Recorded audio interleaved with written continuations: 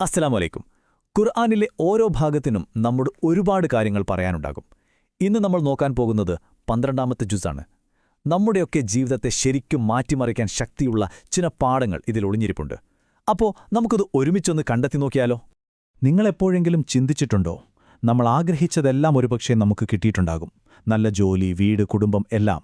എന്നിട്ടും ഉള്ളിൻ്റെ ഉള്ളിൽ എന്തോ ഒരു ശൂന്യത, ഒരു എംപ്റ്റിനെസ്, എവിടെയോ എന്തോ ഒന്ന് മിസ്സിംഗ് ആയതുപോലെ. ആ ഒരു തോന്നലുണ്ടല്ലോ, അതാണ് നമ്മളിന്ന് ചർച്ച ചെയ്യാൻ പോകുന്ന വിഷയത്തിന്റെ പ്രധാന ഭാഗം. സത്യം പറഞ്ഞാൽ നമ്മുടെയൊക്കെ ഈ ഭൗതിക ജീവിതം പലപ്പോഴും അവസാനിക്കാത്തൊരു ഓട്ടം പോലെയാണല്ലേ. ഒന്നിനു പുറകെ ഒന്നായി നമ്മൾ ഓടിക്കൊണ്ടേയിരിക്കും. പക്ഷേ എത്ര ഓടിയിട്ടും ഒരു പൂർണ്ണമായ സംതൃപ്തി മാത്രം കിട്ടില്ല. അപ്പോൾ നമ്മൾ ആദ്യം സംസാരിച്ച ആ ഒരു ശൂന്യതയില്ലേ, അതിന് ഖുർആൻ തന്നെ ഒരു ദൈവികമായ ഉത്തരം നൽകുന്നുണ്ട്. സൂറ ഹൂദിൽ അള്ളാഹു എന്താ പറയുന്നതെന്നറിയോ? ആരാണോ ഈ ദുനിയാവിലെ ജീവിതവും അതിലെ അലങ്കാരങ്ങളും മാത്രം, കേവലം അത് മാത്രം ആഗ്രഹിക്കുന്നത്, അവർക്ക് അവരധ്വാനത്തിനുള്ള പ്രതിഫലം നമ്മൾ ഇവിടെ തന്നെ പൂർണ്ണമായിട്ട് കൊടുക്കും.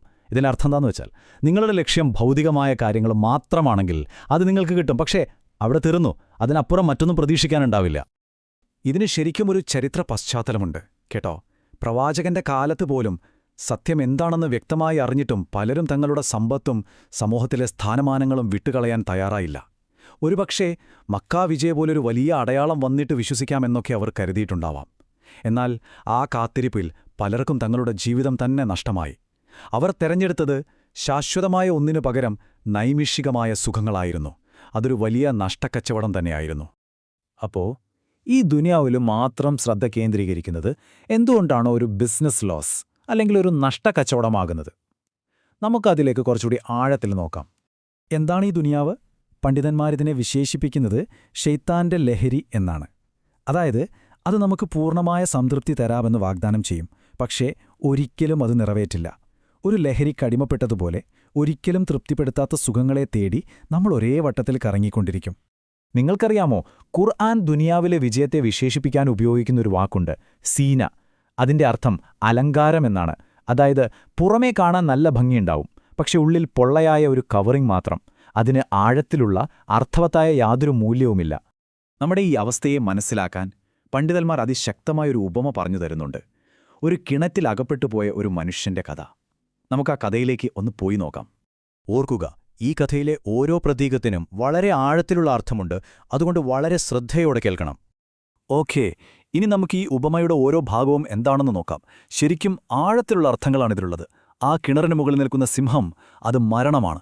നമ്മളെല്ലാവരും ഓടി രക്ഷപ്പെടാൻ ശ്രമിക്കുന്ന മരണം. കിണറിന്റെ താഴെയുള്ള ആ സർപ്പമോ, അത് നമ്മുടെ ഖബറാണ്. ഇനി ആ മനുഷ്യൻ തൂങ്ങിക്കിടക്കുന്ന കയറ്, അതാണ് നമ്മുടെ ആയുസ്. ഏറ്റവും ഭയാനകമായ കാര്യം എന്താണെന്ന് വെച്ചാൽ, ആ കയറിനെ ഒരു കറുപ്പും വെളുപ്പും എലികൾ കാർന്നു തിന്നുന്നുണ്ട്. അത് രാവും പകലുമാണ്.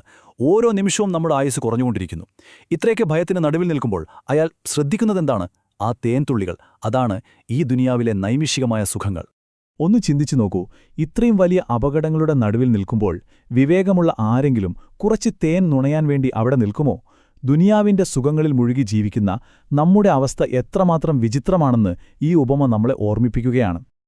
അപ്പോൾ ഈ അപകടകരമായ അവസ്ഥയിൽ നിന്നുള്ള രക്ഷ എന്താണ്? ഒരു വഴിയുണ്ട്. അതിനായി നമുക്ക് പ്രവാചകന്മാരുടെ ജീവിതത്തിലേക്ക് നോക്കാം.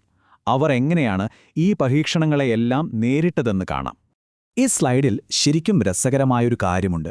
യൂസഫ് നബിക്കും നൂഹ് നബിക്കും നേരിടേണ്ടി വന്ന പരീക്ഷണങ്ങൾ നോക്കൂ, എത്ര വ്യത്യസ്തമാണ്.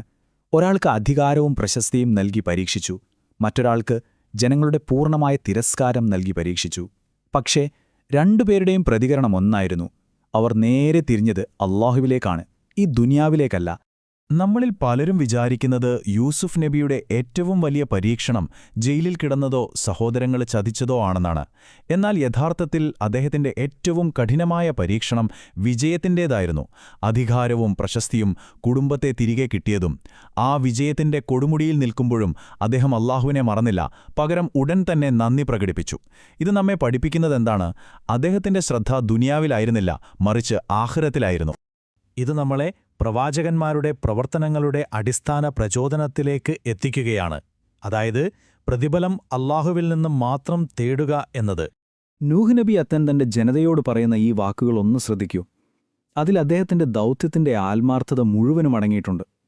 എന്റെ ജനങ്ങളെ, ഞാൻ ചെയ്യുന്ന ഈ കാര്യത്തിന് നിങ്ങളോടൊരു സമ്പത്തും ചോദിക്കുന്നില്ല. എന്റെ പ്രതിഫലം അല്ലാഹുവിന്റെ പക്കൽ മാത്രമാണ്. ലൗകികമായ ഒരു നേട്ടവും അദ്ദേഹത്തിന് വേണ്ടായിരുന്നു.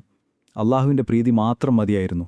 അപ്പോൾ പ്രവാചകന്മാരുടെ ഈ മനോഭാവത്തിൽ നിന്ന് നമുക്കെന്തൊക്കെ പഠിക്കാനാകും? അവർ ജനങ്ങളെ ക്ഷണിച്ചത് സ്നേഹവും ഒരു കടമയും എന്ന നിലയ്ക്കാണ്, വ്യക്തിപരമായ നേട്ടത്തിനല്ല. ലോകത്തിന്റെ അംഗീകാരത്തിനു വേണ്ടി അവർ സത്യത്തിലൊരു വിട്ടുവീഴ്ചയും ചെയ്തില്ല. ആളുകൾ എത്ര തിരസ്കരിച്ചിട്ടും അവിടെ ലക്ഷ്യം തളർന്നില്ല. കാരണം അവർക്ക് 100% ഉറപ്പായിരുന്നു യഥാർത്ഥ പ്രതിഫലം വരുന്നത് അല്ലാഹുവിൽ നിന്നും മാത്രമാണെന്ന്. ഒരു നേതാവിനോട് ഒരിക്കൽ ഒരാൾ പറഞ്ഞതുപോലെയാണ്, നമ്മുടെ പ്രവർത്തനം അല്ലാഹുവിനു വേണ്ടിയാകുമ്പോൾ നമുക്ക് മുന്നോട്ടു പോകാനുള്ള ഒരു പ്രത്യേക കരുത്ത് ലഭിക്കും. എന്നാൽ എപ്പോഴാണോ അത് മനുഷ്യരുടെ പ്രശംസയ്ക്കും അംഗീകാരത്തിനും വേണ്ടിയാകുന്നത്, നമ്മൾ വളരെ പെട്ടെന്ന് തളർന്നു പോകും. യഥാർത്ഥവും നിലനിൽക്കുന്നതുമായ പ്രചോദനത്തിന്റെ ഒരേയൊരു ഉറവിടം അല്ലാഹുവാണ്. അപ്പോ ഈ വിശദീകരണത്തിൽ നിന്ന് നമുക്ക് ജീവിതത്തിൽ പകർത്താൻ പറ്റുന്ന പ്രധാന കാര്യങ്ങൾ എന്തൊക്കെയാണ്? 1. ദുനിയാവ് ഒരു പരീക്ഷണമാണ്, നമ്മുടെ അവസാന ലക്ഷ്യമല്ല. 2. യഥാർത്ഥവും നിലനിൽക്കുന്നതുമായ സംതൃപ്തി ആഖിറത്തിൽ മാത്രമാണ്. 3. നമ്മുടെ എല്ലാ നല്ല പ്രവർത്തനങ്ങളുടെയും പിന്നിലെ ഒരേയൊരു പ്രചോദനം അല്ലാഹുവായിരിക്കണം. 4. ജീവിതത്തിലെ സുഖവും ദുഃഖവും നമ്മെ ദൈവത്തോട് കൂടുതൽ അടുപ്പിക്കാനുള്ള പരീക്ഷണങ്ങൾ മാത്രമാണ്. അവസാനിപ്പിക്കുന്നതിന് മുമ്പ് നമുക്ക് സ്വയം ചോദിക്കേണ്ട ഒരു ചോദ്യം: നിങ്ങളുടെ ജീവിതത്തിലെ, എന്റെ ജീവിതത്തിലെ യഥാർത്ഥ ലക്ഷ്യമെന്താണ്? ഈ ചോദ്യം നമ്മുടെ ജീവിതത്തിന്റെ ദിശയെയും ലക്ഷ്യത്തെയും കുറിച്ച് ആഴത്തിൽ ചിന്തിക്കാൻ നമ്മെ പ്രേരിപ്പിക്കട്ടെ.